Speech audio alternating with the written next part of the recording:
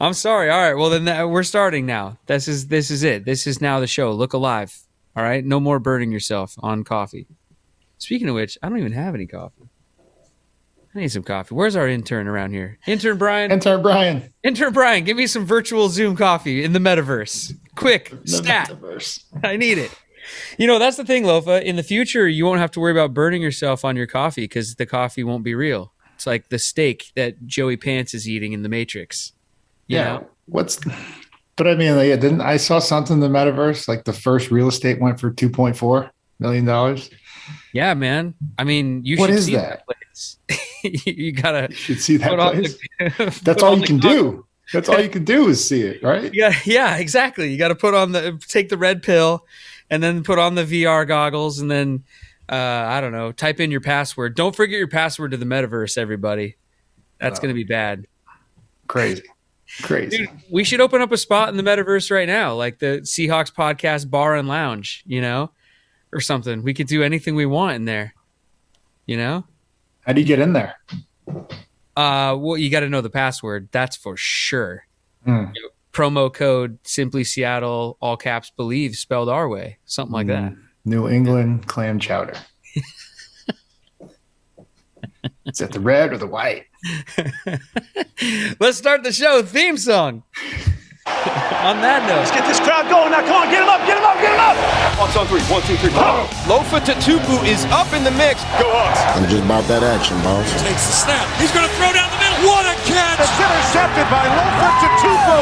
Holy catfish. Hey, that's great football now. It's going to work now. Let's keep playing. Who's got my back? I got your back. That's Lofa. The player. Trouble plant. Thunder. On 1, ready, 3. Russell looking. Russell scrambled. Pump faking. Still looking. Now he spins out. We got to fly, baby. 35-40. Down the far sideline. He's still moving. He's going to go. Yes. 20. 10. They do it again. Touchdown. Touchdown. Seahawks. it's the Seahawks podcast on the Believe Sports Network, brought to you by our friends at Simply Seattle. Use our promo code BELIEVE10. That's BLEAV. Oh, that's Lofa's line. I'm sorry. Lofa, go ahead. I'm sorry. That's BLEAV10. That's right. For 10% off of all of your purchases at simplyseattle.com. Welcome to the Seahawks podcast. I'm Seahawks super fan White Chowder, Brett Davern, and he's Seahawks legend, Lofa Tatupu. That's what they used to call me on the streets, Lofa. White chocolate, maybe white chowder. I don't. White chowder, baby. I don't. Full of potatoes and clams. That's man. Maybe some bacon bits if I'm feeling saucy. Oh, okay. That's how you're feeling, huh? Well, I'm in a good mood too, Brett, because the Seahawks won. Thick and creamy, white chowder. Producer Katie's about to puke over here.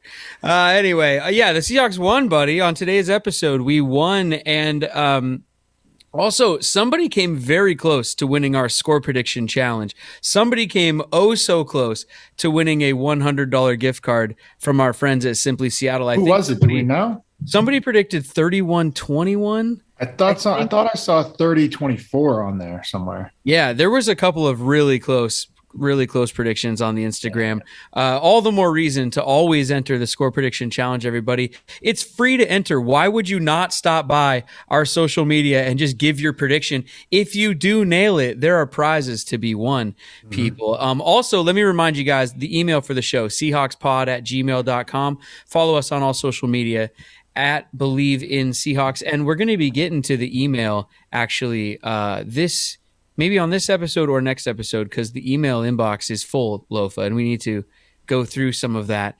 But You're lying. No, really, we do. We have emails, man. They've been stacking up. We got to read some. But anyway, let's talk about the game, man. Let's get right into it, because the Seahawks are back in the win column. Thank everything, the football gods and everybody, because I mean, I knew we had it the whole time.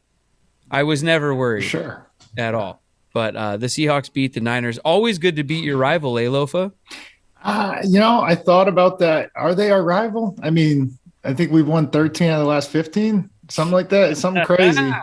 Shot fired.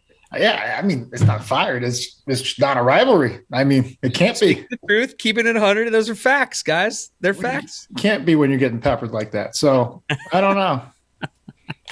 Yeah, I mean, why were we ever worried about this game? Russell Wilson owns the San Francisco or Santa Clara 49ers. Always has, always will. And so does Bobby Wagner. Yeah, oh, absolutely. Yep. And Pete Carroll, for that matter. And throw Pete in there. Mm-hmm. Yeah.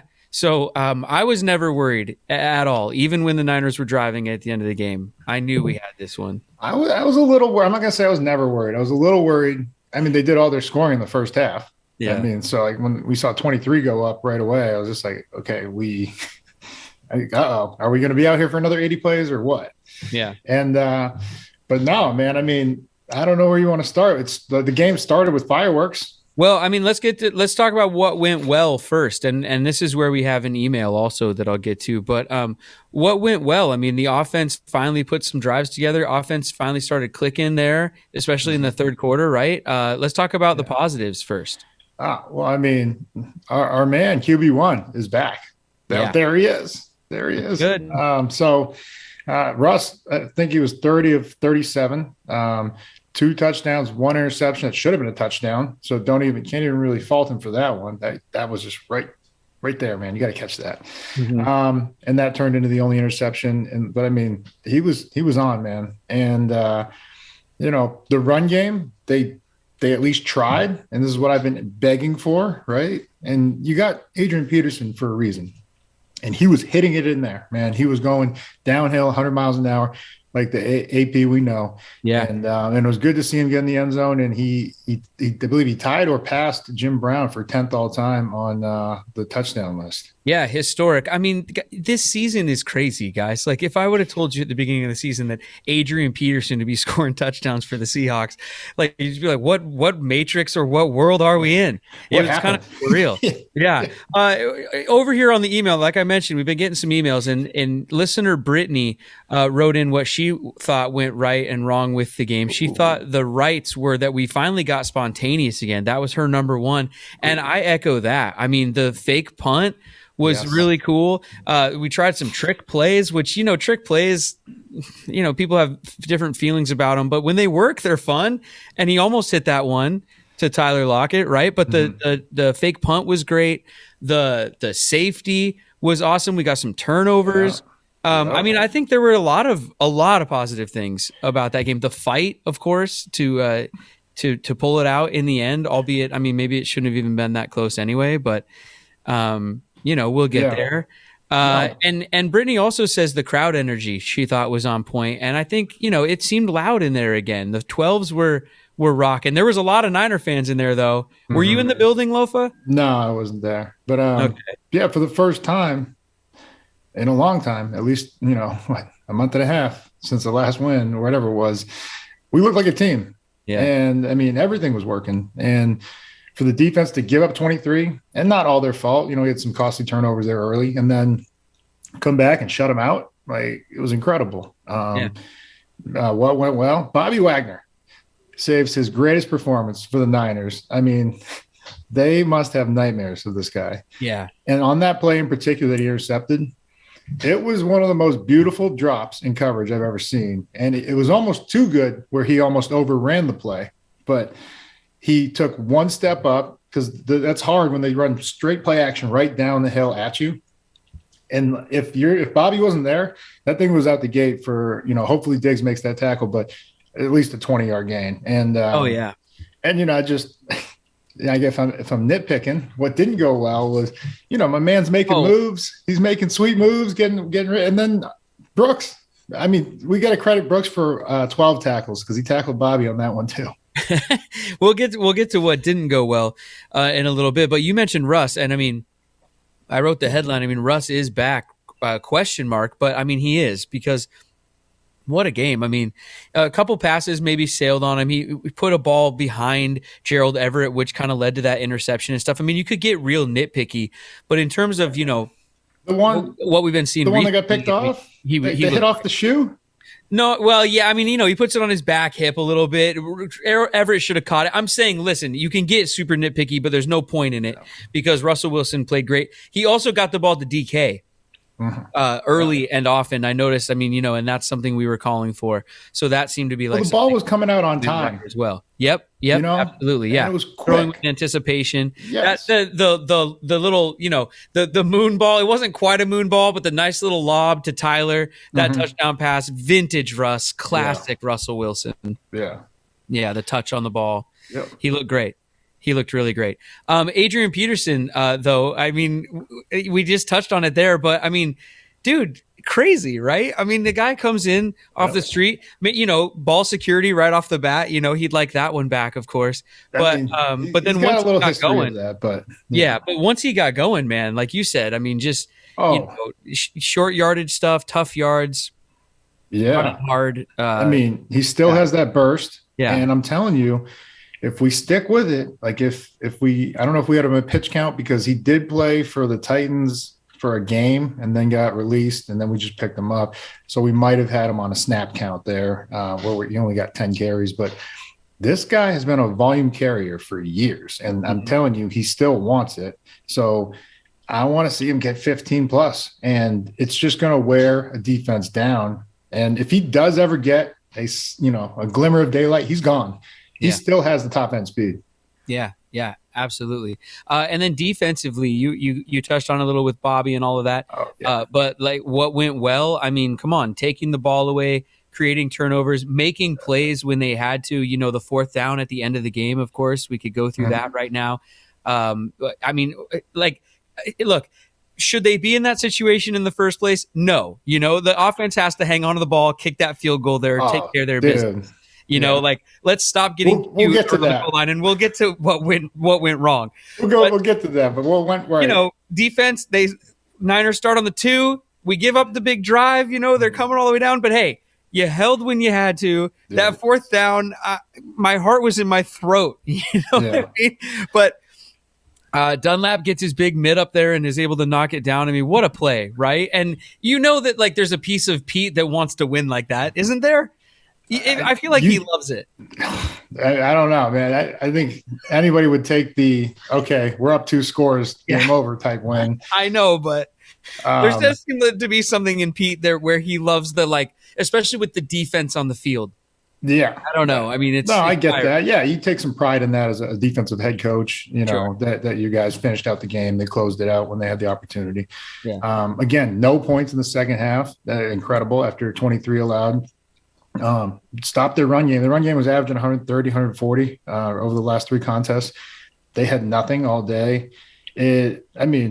Wags, without Jamal Adams too, who went out after halftime. Yeah, so, I don't know what that's about, but yeah. I don't want to read too far into it, but they didn't give up a point in that second half.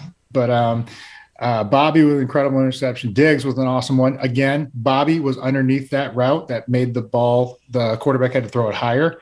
Yeah. So couldn't be more impressed. With Wags and the defense. Brooks 11. I think he led us with 11 tackles, and guys were teeing off. Remember we were saying, hey, haven't seen any big hits. Haven't seen. The speed of the game, even just from watching it on TV, was definitely faster. And it felt like the playoffs. A safety, guys, a safety to tie the game too. These weird Seahawks scores and weird things that happen in Seahawks games. I was so nervous that was a face mask right off the bat. By the way, that's what it looked like to all of us. Yeah, too. On TV, and I was like, oh no, here we go again, where just you get barely a finger on the face mask and we're gonna get screwed. But luckily he got a hold of his shoulder pad and Dunlap ran right through that guy too on his way to the quarterback. Excuse me, coming through. And so hopefully you see more of that out of the big guy. Yeah, and the thing about Jamal too, maybe guys on the defense were just realized they had to step up because Jamal was out, and maybe it just gives everyone a little bit of fire to play even that much harder or something like that. Who knows what kind of impact that could have on the game. The fake punt too, just special teams shout out because, dude, when you talk about energy, that got it going right away. Off the bat. Yeah. 70-something yard run or whatever by Travis Homer there on the fake punt with not even being touched. He's Nick got Galore skills, but we could block. Yeah, with the block from Nick Bellore. But what was special about that play was you got a relatively young guy, I think Homer's second year, that he gets the opportunity.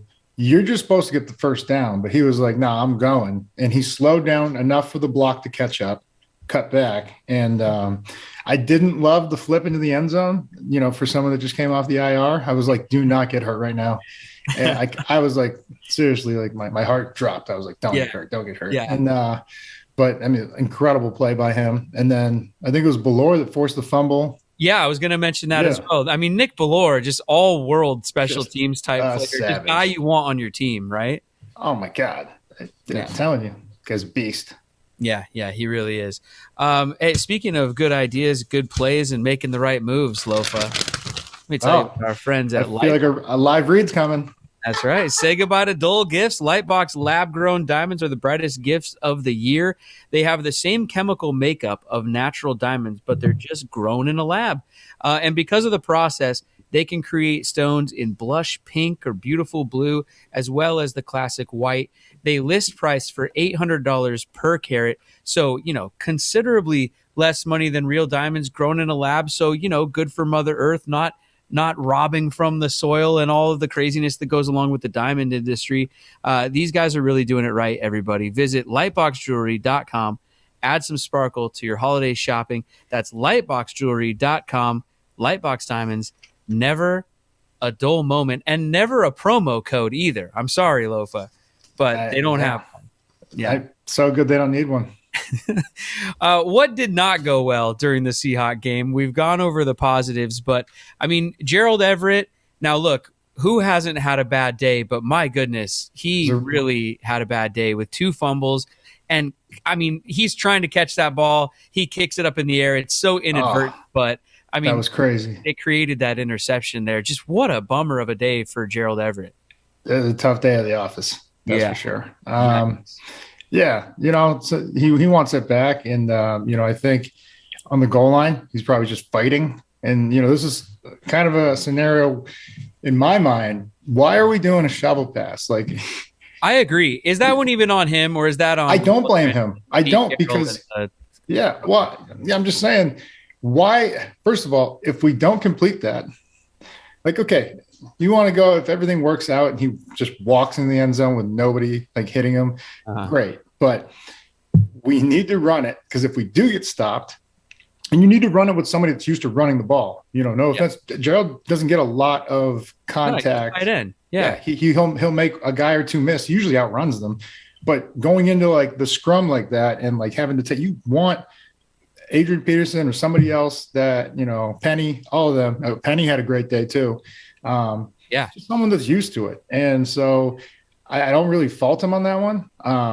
I mean, DJ Dallas, Travis Homer, any of the backs, or even just letting Russell. I mean, Nick Bellore. You would rather have Russell just drop back and put a knee on it than what we did there. I mean, I really don't understand on third down, game on the line, on the goal line. Like, why do we like to get so cute sometimes? Like, was it because we're playing Kittle and that's like a Kittle play or something like that? He went off. I mean, well, because that's a play the Niners run with Kittle all the time, that little shovel pass, but so much can go wrong there. Just why? Yeah. It's so unnecessary. That's really what it comes down to. It was unnecessary. And it's like I don't want to be unnecessary a dead risk, horse, you need some better run risk. the ball, right? Even if you get stopped, you kick it, and now it's a 2-score game. But no, we turned it over on third down and just like, oh shit, here we go. Like that's what I was thinking, not worst to go case scenario to negative town, but I was like, you gotta be kidding me.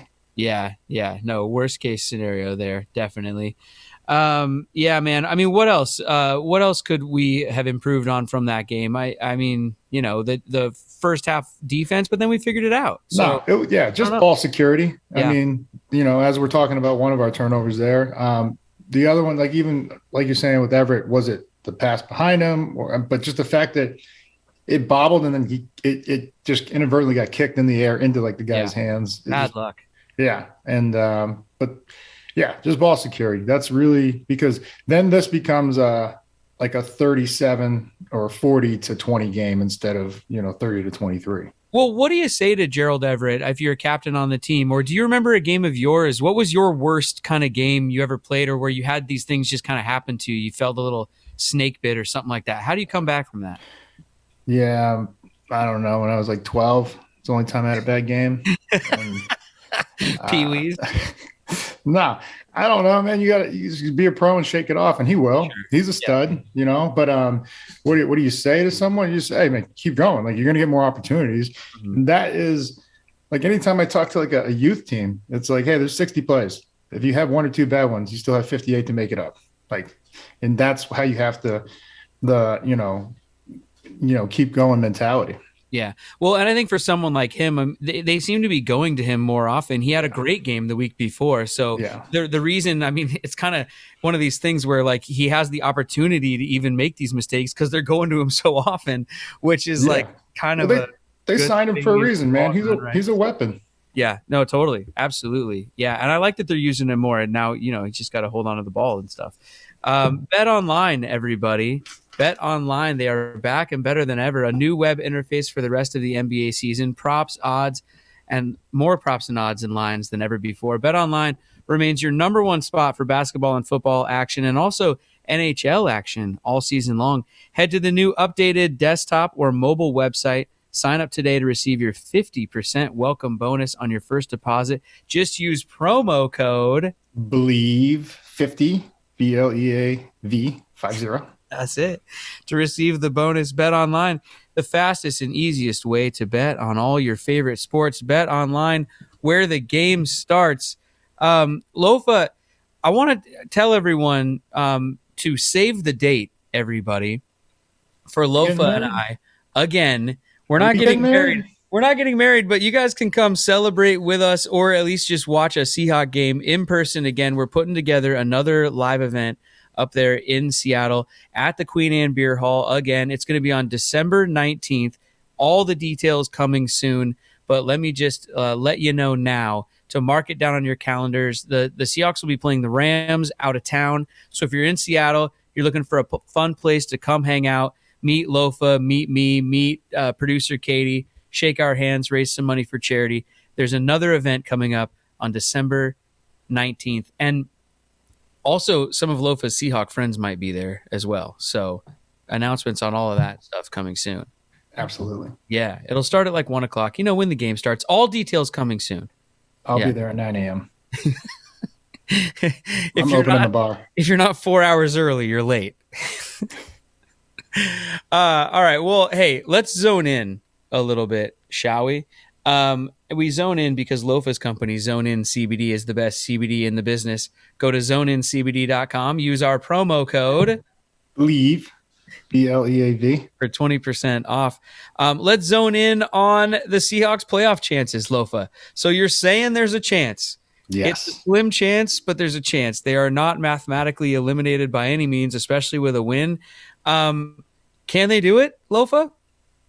I think we can do it. 5-0 is what's left. But I think even if we go 5-0, it's not I don't know what the chances are. I think it's like 50-50 or something. Like we need some help. You need some help. Need some people to lose, but people are losing. The Vikings lost to the Lions this last weekend. You know, but when you look at it, and you're not supposed to look ahead, but we can because we're not playing.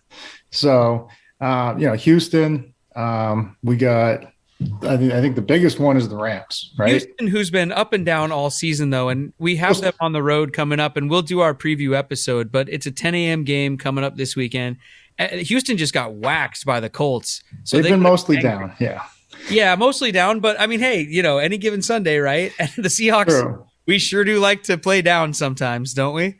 We love it. But, okay, then we get the Rams, right? And, right. That is one that we should have won the first time. Well, you think Stafford's a loser, so. I mean, did you see that? What was the stat? I couldn't believe it. I mean, I could, but is 9-70? Is that good? Against 9-70 against a team with a winning record. Yeah. I think I could do that, Brett. I think you could do that. Well, the Seahawks won't have a winning record at that point, though. Of course. We're throwing this. We're ruining the stats for it. But now, but we can get them right. And then We got the Chicago there. and Detroit. Yep. And then it all comes down to the last game. And I'm hoping Arizona just wins out just for this, that maybe they sit everybody. Right. Yeah. There's a good chance. And they don't have Colt McCoy they will at that point. Oh no. No. Colt McCoy. Actually, you know what? Yeah, you're right. Give us Kyler. What? No, come on. What about the poetic justice of this season coming down to the chance to go to the playoffs, and all that stands in our way is a Colt McCoy-led team of backups with the Arizona Cardinals. Oh man. Boy. Yikes. And that does sound scary, actually. We're going to get out of here before we start having nightmares, everybody. Thanks for listening to this episode of the Seahawks podcast. We'll be back later in the week to preview the mighty Houston Texans and the game coming up this Sunday at 10 a.m. But for now, I'm Brett and he's Lofa. You guys can email us your thoughts just like listener Brittany did. Seahawkspod@gmail.com. Seahawkspod@gmail.com. Also hit us up on any social media @Believe in Seahawks. Don't forget to enter the Score Prediction Challenge with prizes brought to you by our friends at Simply Seattle. The $25 hoodie charity thing is still going on over there. Proceeds benefit Food Lifeline, you guys. $25 hoodies buys 25 meals for those who need it most. Go to simplyseattle.com. Use our promo code BELIEVE10. Lofa, let's break it down. Yeah. I mean, it looked like the playoffs started last week. We are back, baby. We're back. So we're rigging it down and we're back. On 3. Love it. 1, 2, 3. We're back.